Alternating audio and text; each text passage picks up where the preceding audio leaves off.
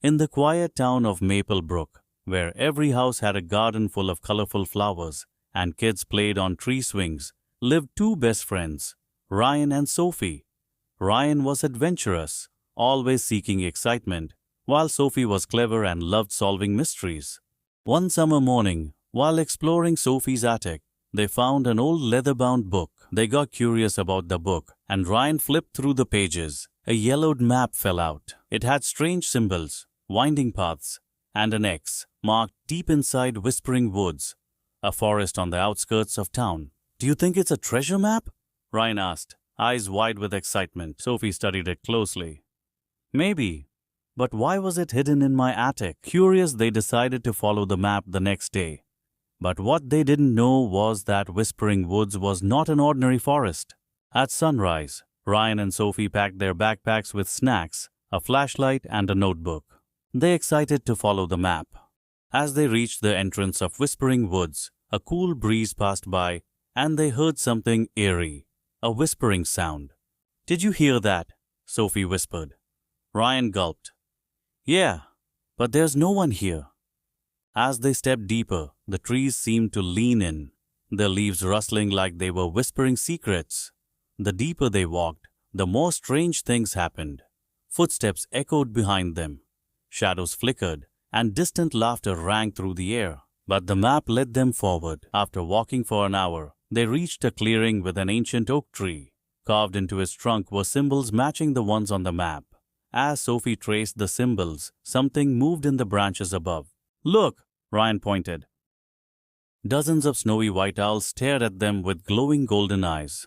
One of them swooped down and landed on a nearby rock.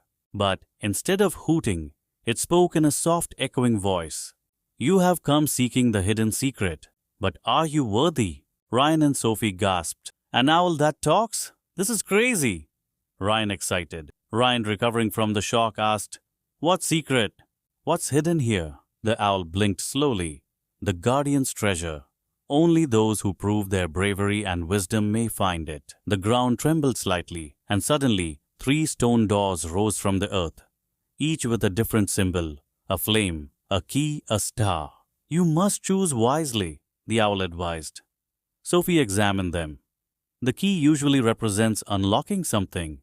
Maybe it's the right choice." Ryan thought for a moment. "But fire means danger. Maybe we have to face a challenge first." After discussing, they chose the door with the flame. As they stepped inside, the door vanished behind them.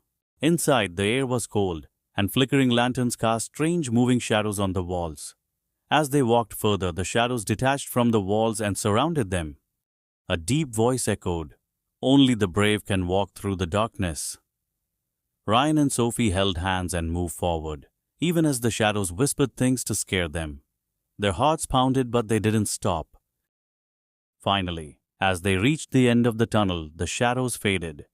In front of them was a golden key resting on a stone pedestal. "The key!" Sophie gasped. Ryan grabbed it, and suddenly they were back in the clearing with their wool. The owl nodded approvingly. "You have proven your bravery." A hidden door appeared beneath the ancient oak tree. As they stepped inside, they found themselves in a glowing underground chamber filled with books, artifacts, and a shimmering silver chest. Sophie picked up a dusty book. "These are ancient stories, forgotten histories." Ryan opened the silver chest and found a glowing blue crystal. The owl's voice echoed again. "You have found the true treasure, knowledge. This forest holds the lost secrets of the past. Guard them well." As Ryan and Sophie left the chamber, the forest seemed brighter, and the whispers sounded happy. The owls bowed their heads in respect before flying away.